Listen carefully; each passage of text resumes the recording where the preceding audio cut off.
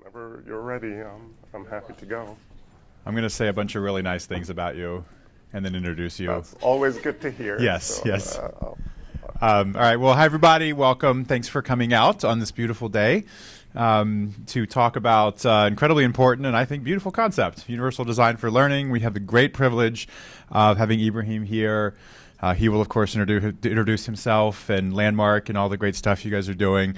But I just wanted to mention we had sort of first met a few months ago now at a Department of Ed Tech event, and we were having a really thoughtful conversation, I think, around accessibility, but how do we push that beyond to more kind of bigger concepts, universal design for learning, and how do we really think about accessibility in education? And so I cornered Ibrahim at the end and said, hi, I want to know you, and I would like for you to come to campus to talk to us immediately. And so he has been super gracious in driving down and talking to us. We've also done a podcast as well, which will be up on our website next week. And again, our job and our goal, we just want to socialize these issues as much as possible and provide our community with as many resources as we can. I know we've done a couple of workshops and so forth. But certainly out of today, if there's anything that you think, I'd love some help just sort of digging into, please let us know. But Ibrahim, thanks again so much for joining us. Appreciate it. Thank you. Thank you for that introduction. I'm really happy to be here. You have a really nice space, very open, innovative area. I think what really struck me about the conversation we had was we were talking about universal design, and one of the conversations I keep having with universal design is I love the concept, but often in practice it's hard to practically implement. There's a lot of guidelines, there are a lot of rules of thumb, they're all good. UDL has a whole set of guidelines and checklists and so on. UDI has their own guidelines and checklists and so on. But following those guidelines doesn't guarantee that you have a universally designed product. And so it's often hard to empirically test whether or not something is universally designed or not. And therefore, it's hard to compare it to other approaches because you can always criticize it and say, well, yeah, you followed these principles, but you didn't really pursue universal design in what you developed. So that's always bothered me because I still firmly believe in the core spirit and concept of universal design. And that idea is that if you design for the broadest range of learners, you're probably going to better serve all learners, including those in the middle. Whereas if you really focus your efforts on serving those in the middle, you're going to leave a lot of students on the margins, both the upper and lower end margins, out in the cold. And so today, I'm going to sneak in some other ideas in addition to universal design. So my talk is in the spirit of universal design, but I'm going to be looking at cognitive load in talking about this. And I'm going to be relying on some of the basic structures of traditional cognitive load theory, but I'm moving away.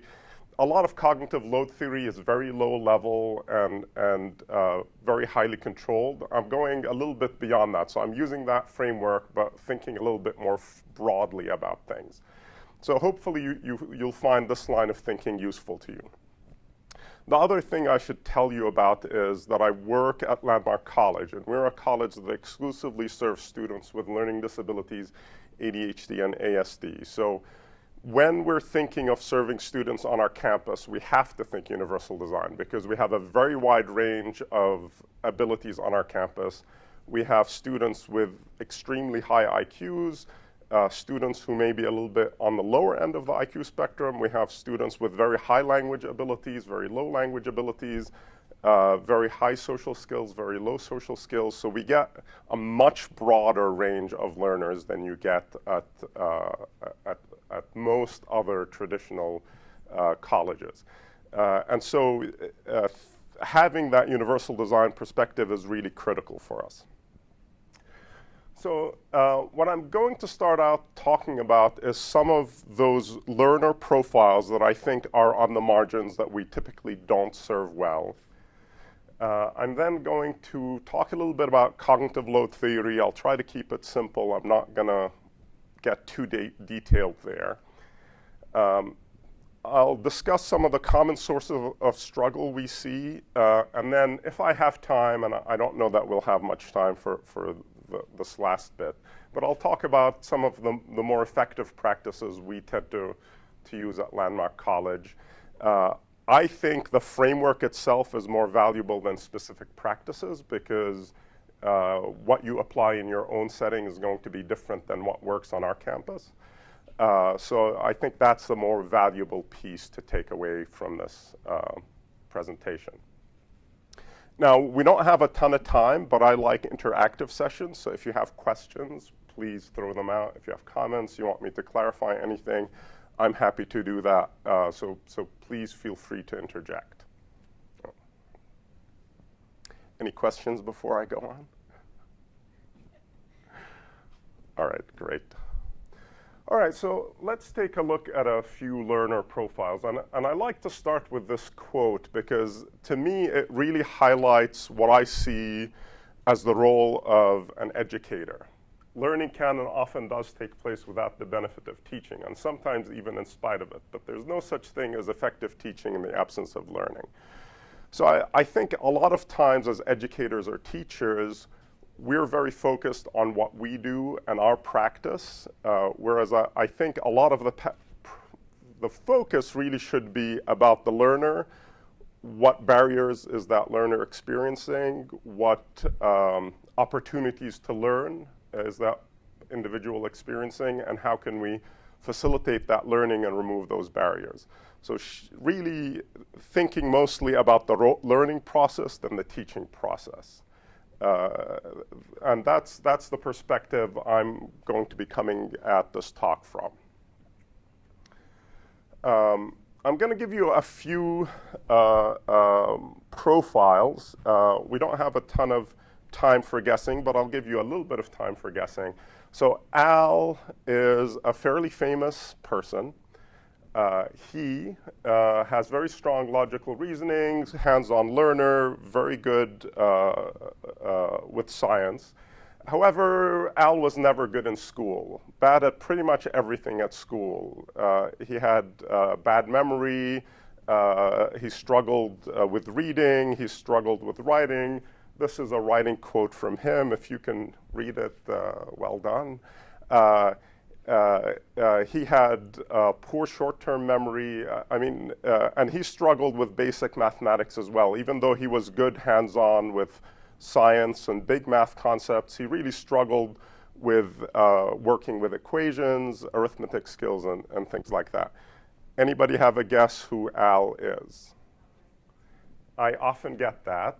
He had a hard time in school, but this is not the Al I'm talking about. Not Al Gore. It's a trick question because it's not the name he's usually known by. It's his middle name. But it's the name his family knew him by. I'm trying to figure out by the letter. Yeah. No. Thomas Alva Edison. So Edison got, I think he lasted 3 or 6 months in formal schooling before his mother pulled him out of school because his teacher thought his brain was too mixed up to teach. So his mother was an educator. She took him home, homeschooled him. And so almost all his education was from his mom. And without her, he probably would not have learned any of the math and science that fueled his innovations.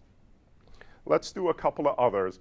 So Al's profile, he was never formally diagnosed, but he certainly had language-based disabilities and probably some ADHD in there as well. His writing was often described as very scattered and jumps from idea to idea and so on. Here's another person. This person is a very strong writer, very strong communicator, very quick-witted, quick thinking, but really has a hard time with sustaining effort, focusing, staying on track, needs constant stimulation. He's not as well known as the first person, but he is a fairly well-known person. No, good guess.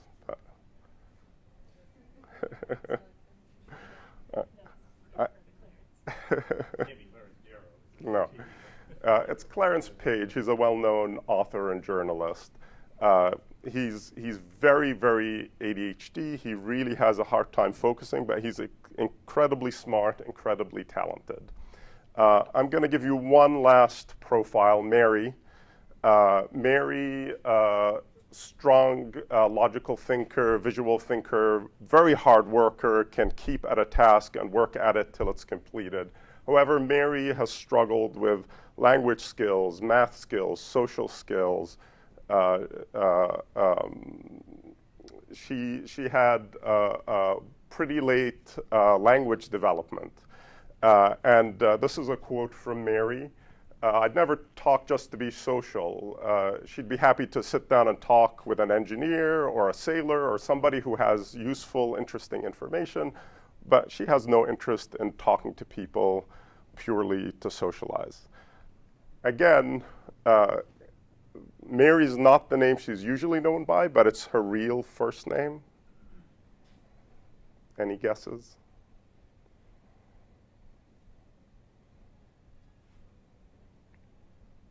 All right, I want Mary Temple Grandin. Yeah. So Temple Grandin is well known as an individual who is on the autism spectrum, but also a very influential writer, scientist. She's one of the preeminent designers of slaughterhouses, humane slaughterhouses.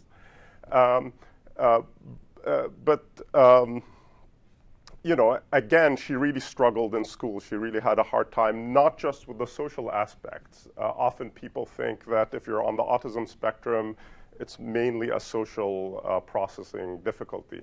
But Temple Grandin actually had difficulties with language and math as well. And in fact, she couldn't pass her algebra, which was a requirement, which was one of the requirements at the college at that time. She was allowed to take a logic class instead. And she was quoted as saying, if I was forced to pass algebra, I'd never have made it through college and I'd be mopping floors right now. So again, these are three individuals who are fairly well known, very talented, but a traditional learning environment does not work well for them. All right.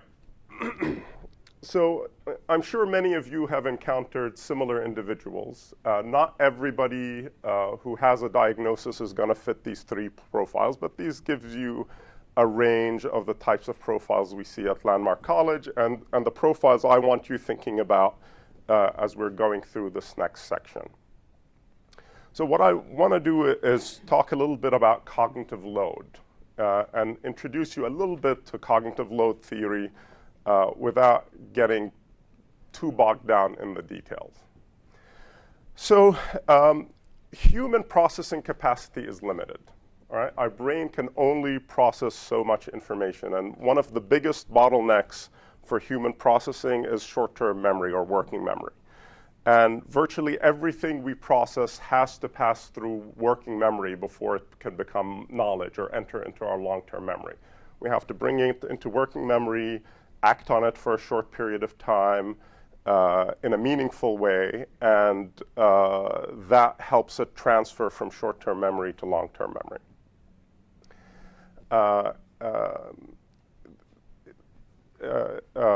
Often when students are encountering difficulties, information is essentially not making it from short-term memory into long-term memory.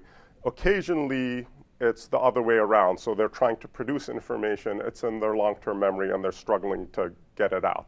But often the bottleneck is in that working memory area.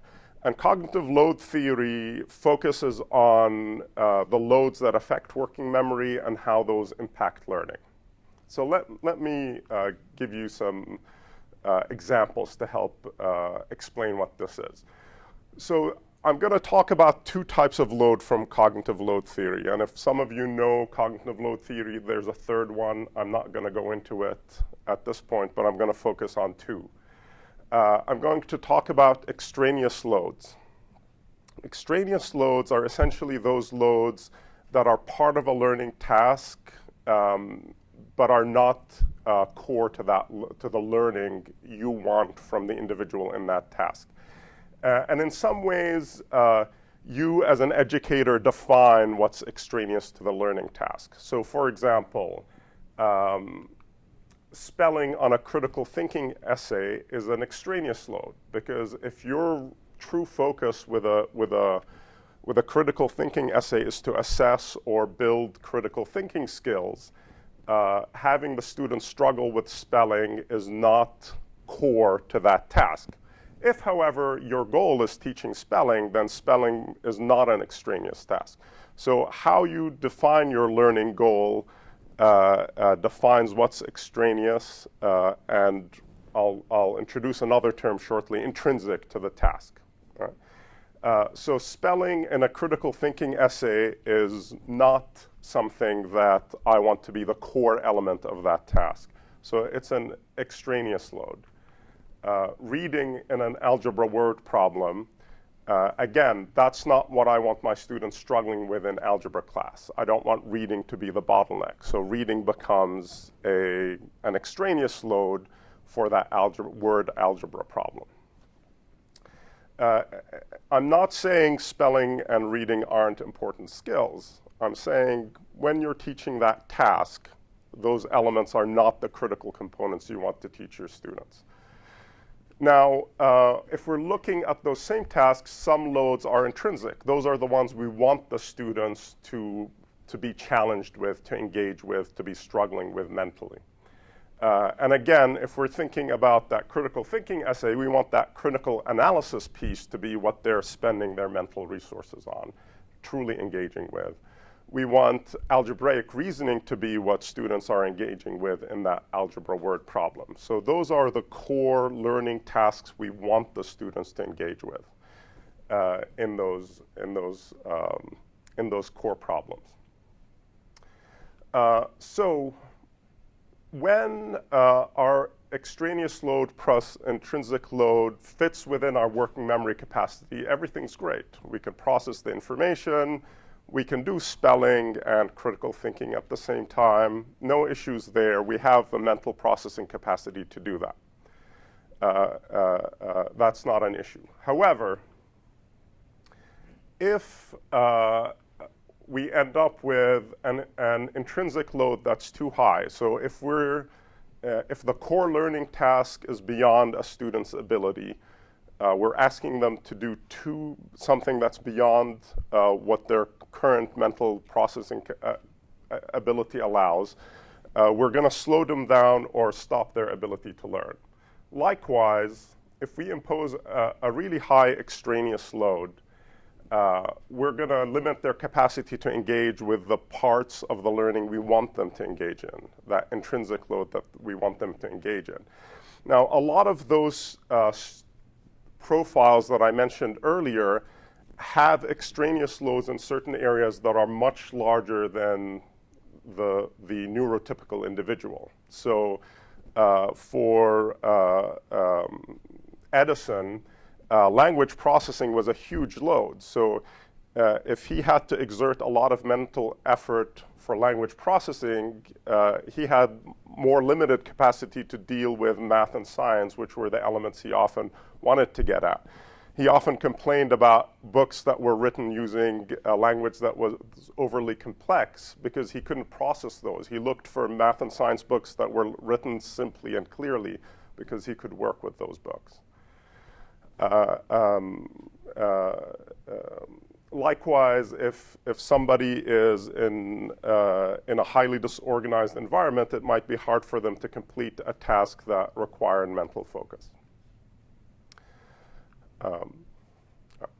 So what are some of the factors that might limit this working memory that's available to our learners? we have some individuals who may start out with a smaller working memory. So they may have either a genetic predisposition, or for some other, maybe a traumatic brain injury or something that's caused their working memory capacity to be smaller than is typical. We sometimes have individuals who have language processing difficulties. That imposes an additional load for anything language related. We have individuals who develop poorly automatized skills, often because they don't get the training necessary as they develop through school to develop those skills, and so they end up with skills that have to be done consciously, which imposes a high cognitive processing load. They're not efficient and automatic. And then this piece is a piece we see across the board with students on our campus. It's rarely the underlying cause, but it's often a critical element. Yes? In the previous slide, it looked like there was some sort of, you don't want either the intrinsic or the extrinsic load to be too high. Yes. I'm wondering, whether it's one is at the expense of another, or you're trying to strike the right balance, or you just want the intrinsic load to be at the right level, and you want to make sure that the extrinsic is not going to be too high. I mean, is it sort of like you have an equation where you want to just mix it up so that the total is like 50-50, or do you just want to keep the extrinsic load as low as possible and then have the intrinsic load just at the level before you start losing the students? No, that's a great question.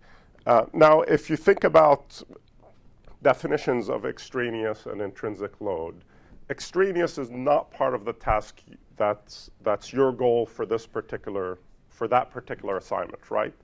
And so if it's not part of your core learning task, then it's something you want to minimize as small as possible. If we could reduce it to zero, great, but there's always going to be some sort of processing load, whether it's a hands-on experience, using visuals, using manipulatives, using language. There's always going to be some cognitive processing element that's not core to your learning goal. So reducing extraneous load as much as possible is always a good thing. In terms of intrinsic load, it becomes sort of, how do we gauge the level of ability of the individual to give them a load that's high enough, right? If you give them a trivial intrinsic load, it's unlikely that learning will happen. And if you give them a load that's beyond their capacity, then again, it's unlikely that learning. So that's the one that's much harder to gauge. And that's the one that a talented teacher has to sort of work with students and gauge their level of ability, or design tasks that allow engagement at multiple levels so the student can work at the level that they're at. Thank you. All right, so back to the affective issue. A lot of our students have this affective element, and again, it's rarely the core underlying cause, but it often adds to the problem. So say I have an underlying reading or math processing difficulty. I'm in class, I tend to perform more poorly than my peers, maybe not by a huge margin, but I'm not doing as well as my peers. That's causing me stress and anxiety. That stress and anxiety imposes its own cognitive processing load. And even the threat of that stress and anxiety causes a load known as stereotype threat. So individuals who believe that they're in danger of experiencing a negative impact often cause that impact to occur through their concern. Stress and anxiety imposes its own cognitive processing load, which then leads to poorer performance and a vicious circle. So you start doing a little bit worse, you get worried about it, you do even worse, that makes you more anxious, and you're sort of in this negative cycle. And that often causes students to sort of completely disengage from the topic. You see it often in math, where individuals who have developed a lot of math anxiety will just say, I don't do math, they don't try anymore, they completely disengage. What can we do to help? What we can try to do is help students develop core skills that they're able to develop. So not all skills can be completely developed, but if we can't teach them some of those core skills that they haven't been able to develop yet, that's a good place to start. We definitely want to support those affective and confidence issues, and often small areas of legitimate success are the best way to start on that path.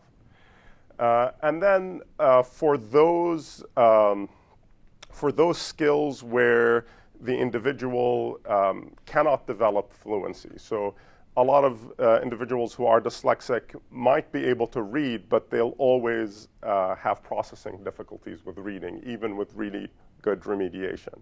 There's always going to be a higher cognitive processing load for them. So in those cases, we look at effective strategies to overcome some of those struggles by using technology, by using better design, by using other tools and aids to help them overcome those areas of struggle.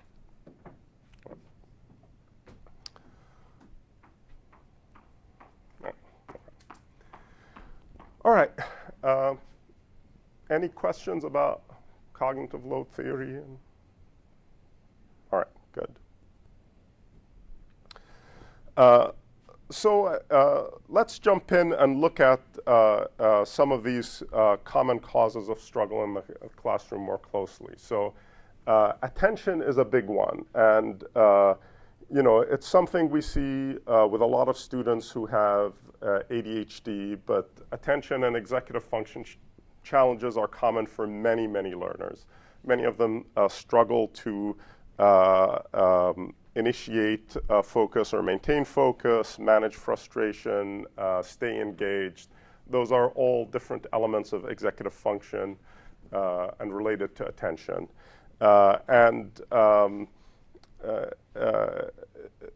Attention doesn't necessarily directly impact working memory, but it clutters the amount of information that's making it into your working memory. So your working memory capacity is still constant, but you're not filtering out a lot of information that you could filter out that would make use of your working memory more efficient.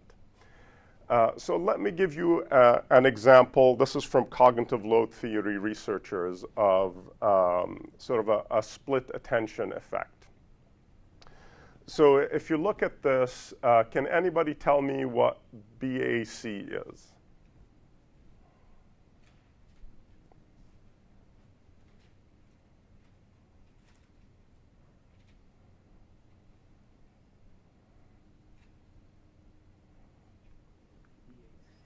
Yeah. Yeah, exactly. Yeah. All right. So what if I asked you to do it down here? Is that any easier for anybody? Well, I mean, I get it. So, right, it's 180, and then you take the two Yeah. variables and subtract. Yeah. Yeah, and if you'll see, it's exactly the same thing in both. But this is a much higher working memory load because I have to take information from this side and integrate it with information on that side. And it's the exact same task, but it's a much higher working memory load. And for somebody who has attention issues, this is a much bigger challenge than the average individual. This is a challenge for any learner, but for somebody with ADHD, this is particularly difficult. And it's very easy for them to confuse which angles which, putting the wrong angles in the wrong locations, and so on. So just by making a simple change, you can significantly decrease the need for attention and the working memory load that's imposed. So let me give you a language processing example. So has anybody ever looked at eye tracking data? Does anybody do reading or anything like that here? All right, so I used to work at an eye tracking lab at UMass Amherst, and we used to collect a lot of reading data. using an eye tracker. And the way an eye tracker works is it's a little infrared camera that films your pupil, and it sort of tracks what you're looking at on a screen while you're reading. So if you look up here, you'll see the normal reading pattern from a neurotypical individual who's an average reader. You'll probably see some of these blue dots. These are called fixations. So as the eye moves, it sort of jumps around. It doesn't move smoothly across the screen. And the size of the dot tells you the length of the fixation. So, there are a few that are a little bit bigger, which means the eye lingered there slightly longer. But for the most part, they're moving along and jumping from word to word, sometimes skipping, the as or short words like that. This is what a neurotypical reader looks like. This is what a dyslexic reader looks like, reading that exact same text. What do you notice that's different down here from up here? Yeah, fixations are much longer, and there's much more of them. Yeah, some of you will notice the red lines. So the red line are the saccades. There's a lot of what are called regressions, which are jumps back. So there's a lot of jumping back and rereading that's happening. You'll also see that they skip nothing. As has two fixations around it. They don't skip any word. They look at every single thing on that page. Very slow, very inefficient reading. So this gives you a sense of the mental processing capacity that a dyslexic reader has to go through to read the exact same text. Now, that reader could read this and understand it, but it requires a much higher mental processing effort that leaves less capacity to do critical thinking, to do all the other skills we want our learners to do. And this same pattern would be true if English was not your first language, or if you had poor reading skills. You would still require more processing effort to read that same bit of text as somebody who's sort of a fluent average reader. All right. So numbers. I often do workshops on math and science. My focus is on teaching math and science. And one of the big area that, one of the questions I often get is about dyscalculia, because most people don't know or haven't heard that term before. They're not aware of what dyscalculia is, whether or not it's a true diagnosis or something that's only applied to individuals who are bad at math. So, to answer that question, dyscalculia is a brain-based learning disorder. It often does co-occur with dyslexia, but not always. You can have dyscalculia on its own with no other diagnosis.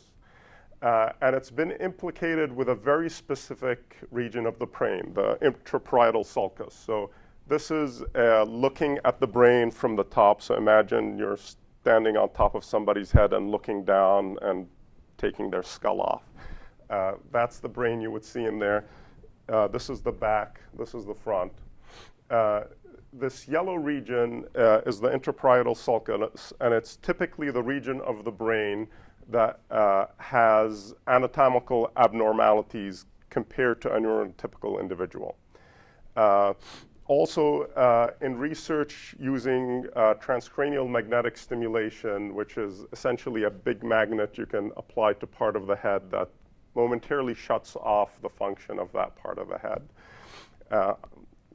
I don't do that research myself, but FDA says it's safe. But that research shows that disrupting the intraparietal sulcus causes somebody who otherwise has normal math processing to acquire one of two challenges. The first is an impaired number sense, and that's essentially an intuitive understanding of what numbers mean or quantities mean. This is thought to be available at birth. It's thought to develop very early on, so young infants can early on distinguish groups of one versus many, and that distinction improves with age. So that's one of the things that's typically impaired in an individual who has developmental dyscalculia. The other area of challenge seems to be an inability to retrieve mathematical related facts. So for example, remembering your multiplication table. And it's in individuals who otherwise have perfectly functional memories. They don't have any other memory impairments, but they have a really hard time remembering math-related facts. And when you disrupt this region of the brain, or if you have a motorcycle accident and take out that part of the brain, you typically develop one of these two difficulties: retrieving math facts and number sense. Right. So it's definitely a real disorder. However, it doesn't always necessarily impact high-level mathematics. There's a video, I'm not including it today, but of an individual. She has a PhD in cosmology. She is a very, very talented scientist who can't work with arithmetic numbers. She works perfectly fine with symbols, but she can't work with arithmetic numbers. Now, that's not necessarily typical of everybody who has dyscalculia, but it does show you that you can have very targeted impairments in areas, and we may often hold people back because they can't do simple arithmetic, so we won't let them take other topic areas. But I think we need to be careful in distinguishing different skills, because sometimes people's challenges are very targeted, and we exclude them from a wide range of learning. Reading is a good example from that. If you're bad at reading, you're excluded from a very wide range of learning. But also, if you're bad at arithmetic, you're often not allowed to progress onto other areas of mathematics, because if you can't do simple addition and subtraction, then what's the point of teaching you algebra, is typically sort of the perception. Right. So I'm going to give you a very quick simulation to give you a sense. Again, this isn't exactly what it would be like to have dyscalculia, but it gives you a feeling for what it may be like. So I'm going to give you an algebra problem, and most of you didn't sign up for this today, but here it goes. I want you to solve for A, and try to solve for A as quickly as you can. If you think you know what the answer is, you can raise your hand.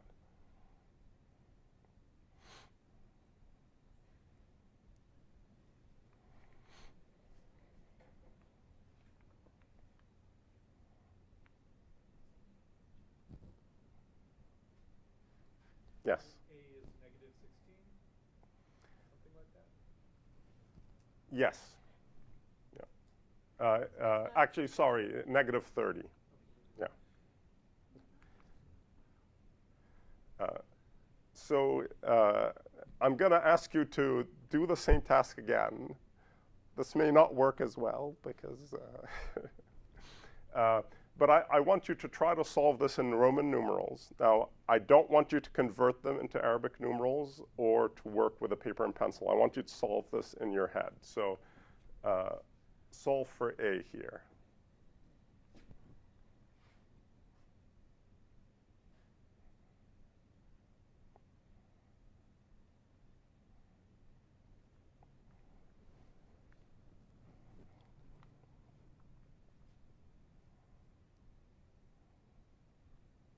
I'm not going to torture you much more. 6 is not in Roman numerals. And that's incorrect. Not to put you on the spot.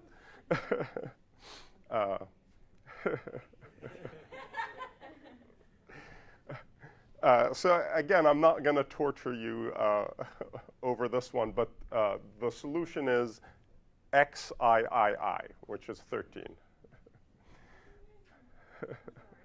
No, I memorized it, so. Oh, okay. Well, so most of you probably, felt anxious. You didn't feel comfortable voicing it. Some of you probably were frustrated I was asking you to do this. Even more frustrated that I asked you to do this in Roman numerals. And those are all natural things that our students encounter all the time, and they affect our cognitive processing capacity to actually do the work we want them to do. And for individuals who have an impaired number sense, they're always working with Roman numerals, because essentially the reason why Roman numerals are so difficult for us is we haven't automatized them. We're familiar with them, but we haven't used them often enough to where processing them is automatic and takes virtually no processing capacity. We've done that with these numbers. I can look at 3, I automatically know it's 3, I automatically know what it represents. But XIX, I really have to sit down, stop and think about what XIX is, and then I translate it into 19, and then I can work with it. But if I don't have something that makes sense to me to translate it into, I have no internal construct to map it onto, I'm always in that sort of blind. It's a meaningless thing. I'll work with the symbols, I'll try to figure out, but it has no meaning for me. Is it even possible to do the task the way you assigned it? Probably not. And I thought about it, okay, conceptually, could I solve that without converting to Arabic? I can't. I don't know how to do it. Yeah. I mean, I can easily translate them into Arabic. Yeah. I mean, you could probably do it with paper and pencil by following a very strict procedure, which is how we originally learn. Move these there and, figure out what the Roman numeral, equivalents are. But to do it in your head would probably overwhelm your working memory capacity. Yeah. We have at the Disability Resource Center, we have a handful of students that work with us that have dyscalculia, and where we struggle is these students don't have any of the scaffolding we would have expected of any college student, any neurotypical college student. Yeah. And so we end up doing some course substitutions. We try to find some things that work, but we struggle because there are programs that they are going to have to do advanced math in, and those are closed off. Is that typical? Is that really? Are there solutions? Well, unfortunately, the problem becomes long-term. By the time you're at post-secondary, there's a very large wealth of knowledge and skills that should have developed that haven't been, because you haven't gotten the right supports along the way to develop those skills. Now, I would encourage you to Google Dr. Emma King. She is the person who received a PhD in cosmology, and she is dyscalculic. She really struggles with those basic arithmetic skills, but she's brilliant with algebra and calculus. I was presenting a talk at a community college, and one of the instructors there raised his hand and he said, I have that student. He said, I'm teaching a non-credit remedial math class, and one of the students in my class knows calculus better than any math major I've ever met, but I can't get him to pass my remedial math, simple arithmetic class. And he said, at first I thought he just memorized things, but I really sort of pushed him on the theory and on a deep understanding of calculus, and he understands it better than I do, but I can't get him to pass these simple arithmetic courses. So I guess my answer is, unfortunately, there's no simple solution. So there's currently no magical way to develop a good number sense. There are approaches out there that try to do it. There's some speculation that finger counting, some people are using sort of cognitive training, brain training games, but nothing that I've seen convincing evidence of that really helps somebody who is truly developmentally dyscalculic develop number sense. You can work with manipulatives and visuals to get around it, but it's just like a dyslexic reader, there's always going to be a load. However, that shouldn't prevent you from getting at the theory that is part of a lot of the rest of the math. So you can understand mathematical concepts even if you can't do the arithmetic that's involved there. And you know, the simple short-term solution, I don't have that for you. But I think math in general is shifting to more, or there's a push in math to focus more on ideas and concepts and less about computation and calculation. And I think that move will benefit individuals with developmental dyscalculia. But you know, what to do in the meantime is, I think, just help reduce those cognitive loads that you have control over, to give them as much processing capacity as you can. Yeah. Do you anticipate, as the generation of learners now that are learning Common Core, which is different from every other generation before them, do you think that will change the structure of the way we teach math in higher education, and if it will negatively or positively impact this population? Yeah, I don't know if I want to touch Common Core with a 10. No, I'll get flack from some people for saying this, but I like the Common Core. They're actually pretty decent standards. Even the states that have repealed Common Core have put in standards that are virtually identical. So Texas and New Jersey took away the Common Core, and their new standards are almost verbatim Common Core standards. So I think they're fine. One part of the Common Core math standards is the Common Core mathematical standards of practice. And most places ignore those, but I think those are the most important standards of the whole Common Core. And those are really about critical thinking, developing cognitive flexibility, and so on. And I think a lot of places overlook those, not everybody. So I think the curricula and the educators who are embracing those standards of practice, I think they're going to turn out a generation of students who do think more in terms of ideas than numbers when it comes to math. However, I think that's not necessarily the majority of educators. I think the majority of educators are still looking at, okay, I need to cover these 3 topics, I'm going to cover them, and you know. So I hope we keep shifting in that direction. I think there's movement in that direction. It's not super fast, but I'm hoping we get there. All right. Any other questions? Let me check time here. All right, we still have a little bit of time. I have a question. Yes. It's a little more conceptual, I guess. Sure. But I mean, you know, it's like we're talking about all of this within this rapidly changing environment of how we even think about education, right? And there's things like Common Core that come into the mix, but there's also online technology. There's all these pedagogies where people are really thinking creatively. And so I guess I don't really know what my question is. It's just more, you know, you're sort of been building around this one system all these years, but that system is changing. Yes. And so with your field, I mean, how do you stay a hold of all of this and continue to adjust and continue to encounter new methods of teaching and that sort of thing? Well, I think it's just that. You have to continually reassess what you're doing. So I'm always asking myself, what are core elements of what I'm teaching that are critical to what I want my students to learn, and what are the pieces that I can offload onto technology or completely remove or address separately. So I think that's what helps me think. So be very clear on what my intrinsic loads are and what my extraneous loads are. And there may be a task where where spelling is intrinsic at one point and extraneous for another task. I think that's fine, but I think I need to be clear to myself what my goal from a particular assignment or task or project is.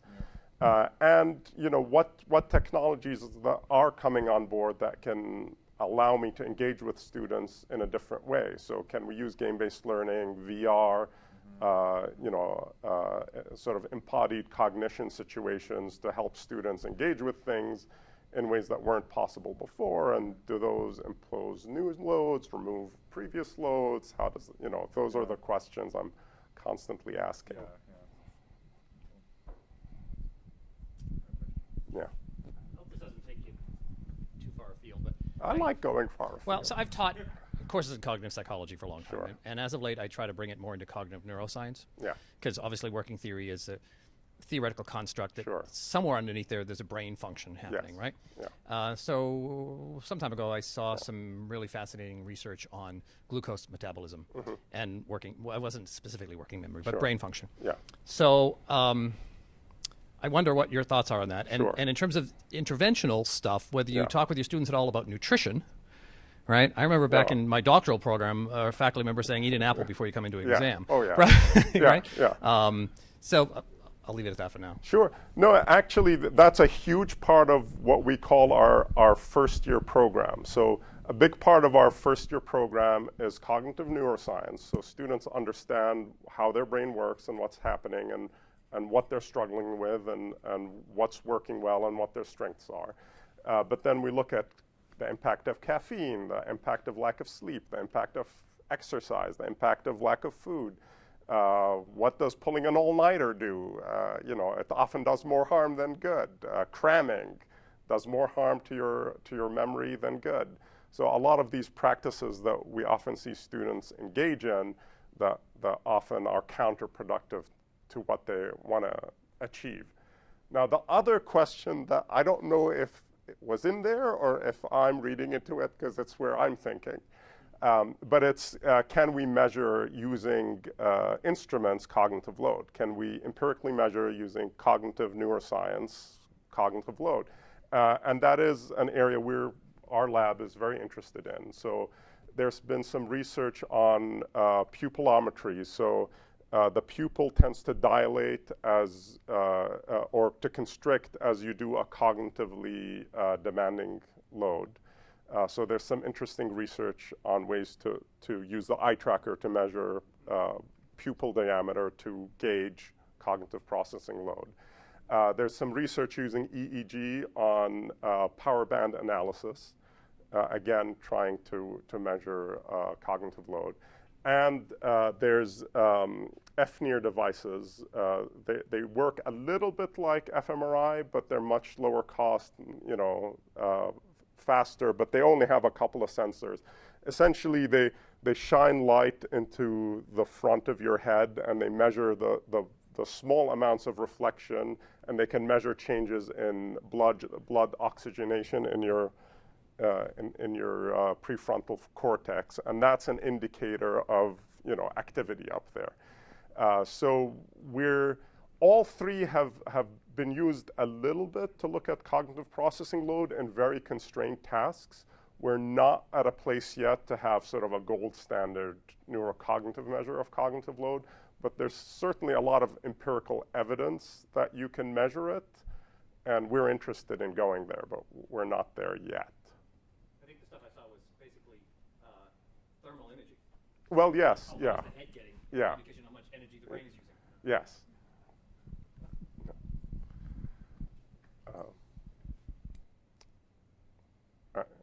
Any other questions? All right. I still have one more issue, anxiety, and I'm going to give you a little task. If you're very squeamish, close your eyes and don't look at this. I'll tell you when it's safe to look. But if you're not overly squeamish, I want you to try to think about, your favorite things, and, all right. Now you can look. It's safe. So if you weren't looking, I had, a rattlesnake and a spider, and a lot of people hate rattlesnakes and spiders. And you'll probably notice that when the rattlesnake or spider was there, it's really hard not to think about them, right? They're there. We have sort of an instinctive automatic reaction to them. And if you're phobic, you're even more prone to just think about that rattlesnake. You're not going to be thinking about your favorite things. You're not going to be thinking about math equations. So that's just a very quick demonstration to give you a sense that your emotional state can easily hijack your cognitive processing. If you're in a negative emotional state, whether it's because you broke up with a significant other, or you really hate math, or for whatever other reason you're in a negative affective state, that's really going to cloud your ability to perform.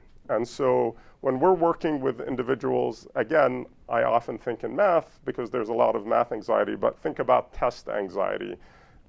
Think about reading anxiety for somebody who's dyslexic. A lot of those individuals experience that anxiety, and that impacts their ability to perform those tasks. All right. So we have a few minutes. I'm going to very briefly go over some of the things we do at Landmark College to address some of these areas. Again, this is very brief. I wanted to mostly focus on the framing and not necessarily on our particular solutions. But when we're working with students who have attention issues, so we're looking for ways to reduce that sensory distraction. So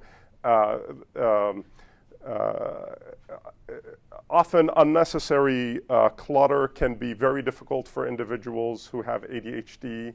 That idea of having all the stimulation in the classroom, research now is showing that that's actually terrible for many learners, especially students with ADHD.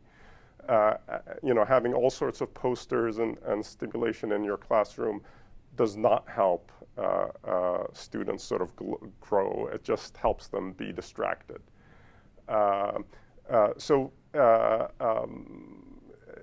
Often even clutter on a web page or a sheet, having a lot of white space is very helpful for individuals who have processing difficulties. So if you're using up a lot of space and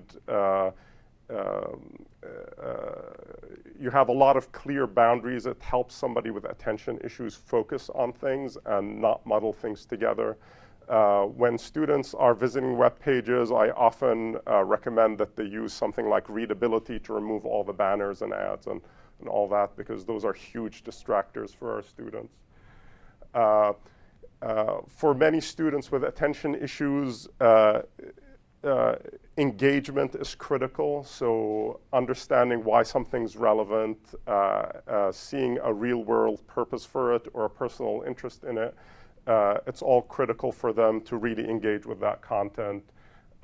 We talked about that split attention effect. So moving the information to the sections, so in a graphic representation, joining information to the location where it's relevant is critical.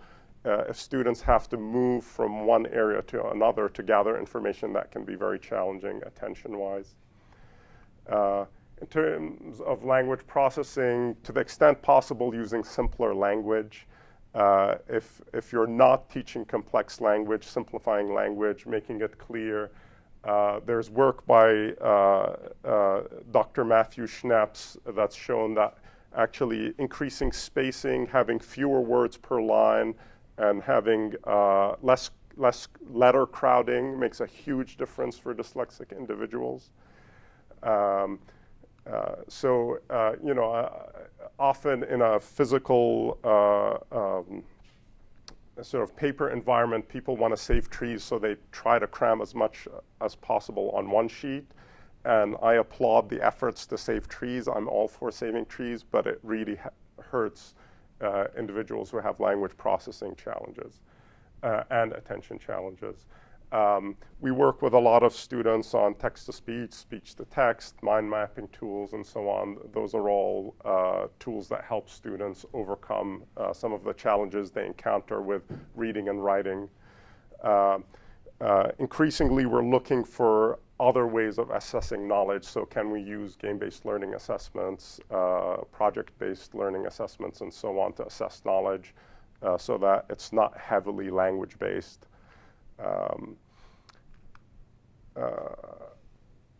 in the math classroom, again, providing context using simpler language is always useful.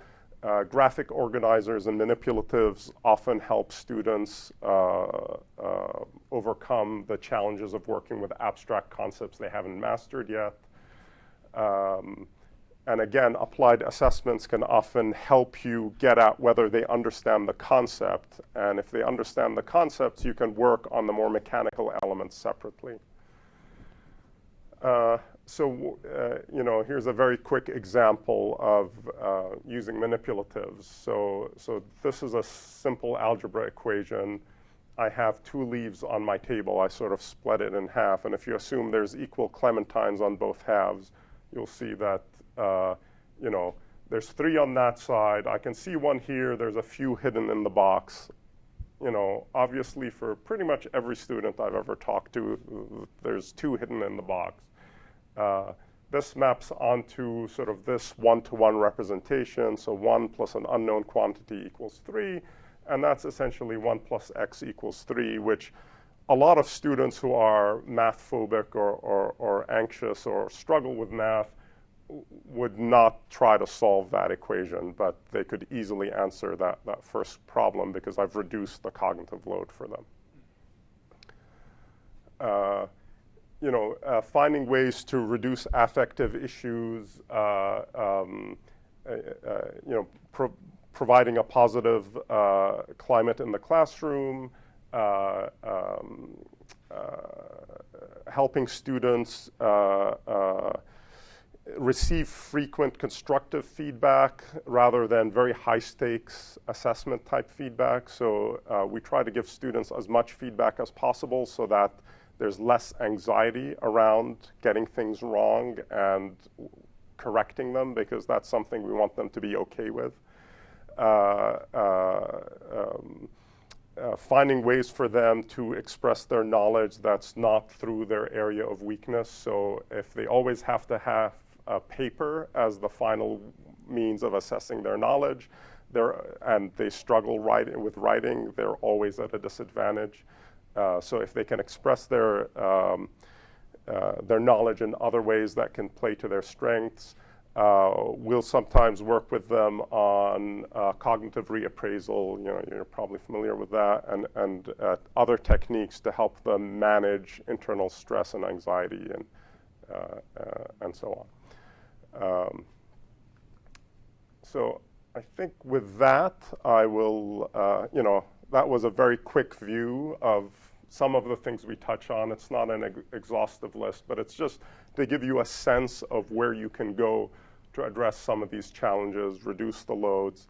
And again, often the approaches we use benefit a wide range of learners, not just somebody who's dyslexic or has ADHD or is on the autism spectrum. Any questions? Yeah. Well, and this one may be really far out. Several times I found myself thinking about synesthesia. And I wonder what you think, if there is any relationship with synesthesia and cognitive load, and do you see it in your students much? That's interesting. So synesthesia is typically when a color evokes a sound, or sometimes it can be the other way around. But I think color evoking a sound is usually the most common form of synesthesia, if I remember correctly. Or numbers evoking colors. That's true. Yeah. I don't see a ton of that on our campus. Not more than I've noticed, on some of the other campuses I've worked on. Now, there are some brilliant mathematicians who claim they can see, colors for numbers, and that's critical to how they think about things and analyze them. But, I don't know that much about it, and I haven't seen a ton. I mean, I've certainly had a few students talk about it, but it's not something that I see often on our campus. I just wondered whether it aided processing or detracted from processing. Yeah. It's common enough, or it's been researched enough. Yeah, I don't know. I'm not sure. Yeah. Be an interesting question. Yeah.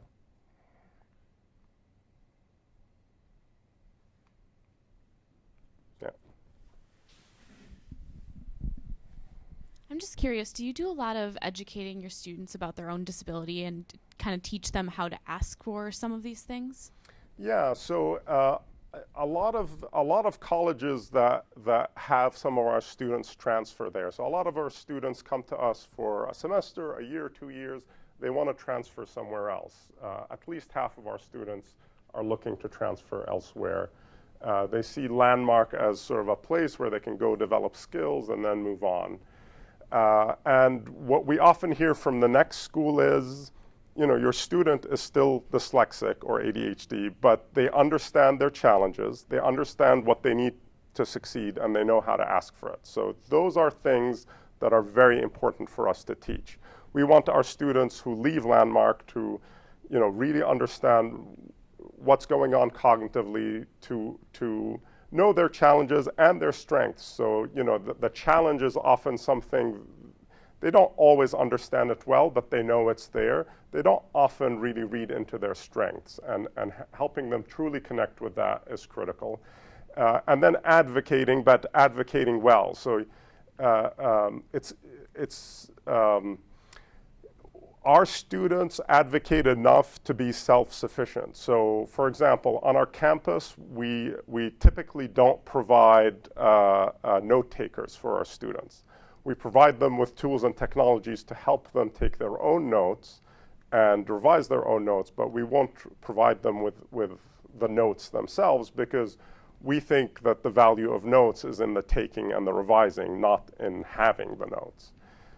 And so self-sufficiency is a critical piece, but at the same time, advocating for a screen reader if you need one, or an accessible textbook if you need one.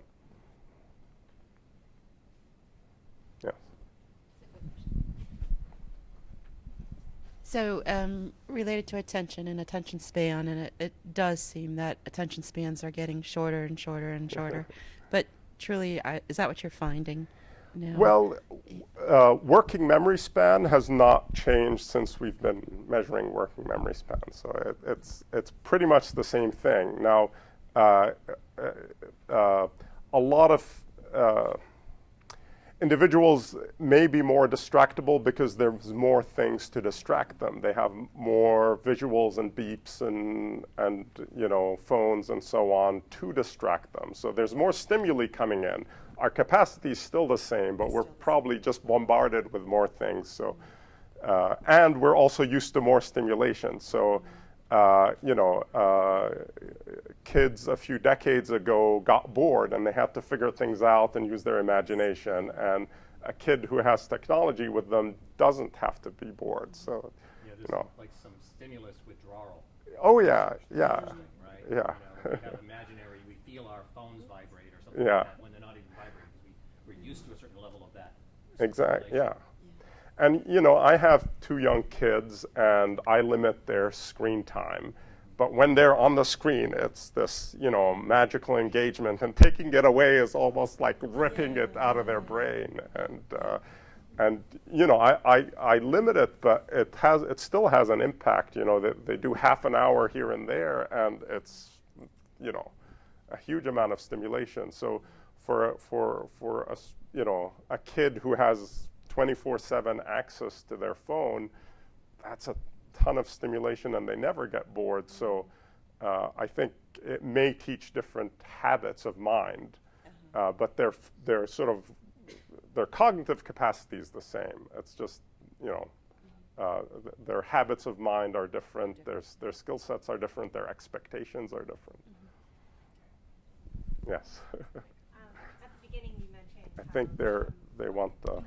At the beginning, you mentioned how some students will disengage if they're feeling overly intimidated by a subject. And I work in academic support, so one of our major problems is trying to re-engage those students who have already disengaged. Yeah. So what are some, methods or ways to approach that to bring that student back in?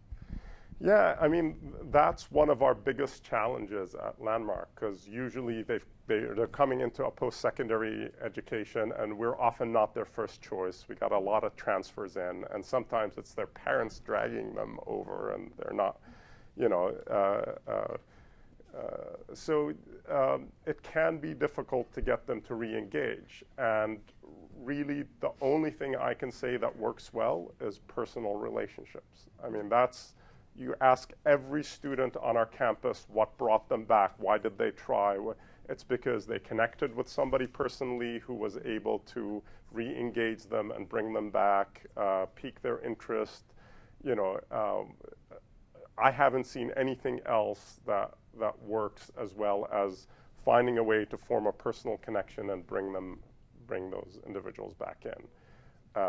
You know, obviously, putting them in a different environment. So again, maybe in a game-based learning environment or a VR environment or something like that, where it doesn't look like math, they're more willing to try it. But often it's that personal relationship and trusting somebody enough to say, okay, I'm going to try again. That's often what it takes to get them to re-engage. That's a good question because, and that wasn't my question, but it was glad you asked it. Because I would think they may have lost confidence in the educator in the past that may have failed them. Yeah. Experiencing that with some of my own children. Yeah. The other question I was wondering is if you've looked at, you know, when you mentioned note-taking, how I know some students they're not as good at writing, so they may type their notes, but I've also wondered how that impacts the memory for the student who yours may experience this, where more districts are moving to computer, one-to-one computer programs like mine.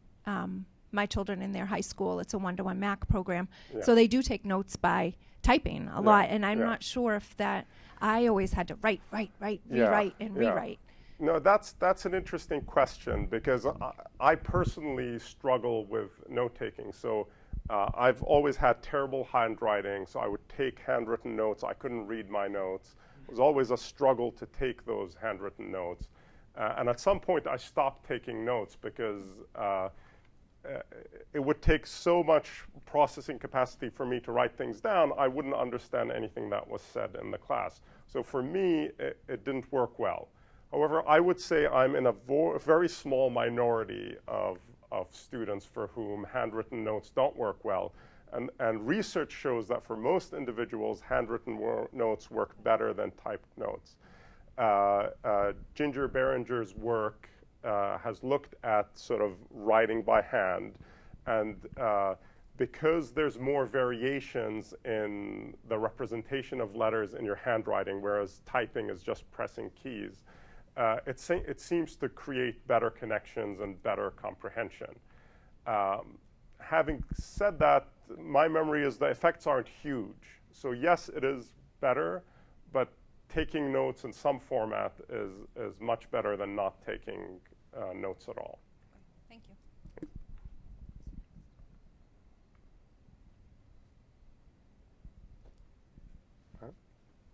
Well, thank you, everyone. Thank you. Yeah. Oh, my pleasure. Thank you so much. Oh, my pleasure. As another reminder as well, less important, but there's plenty of food. So please feel free to take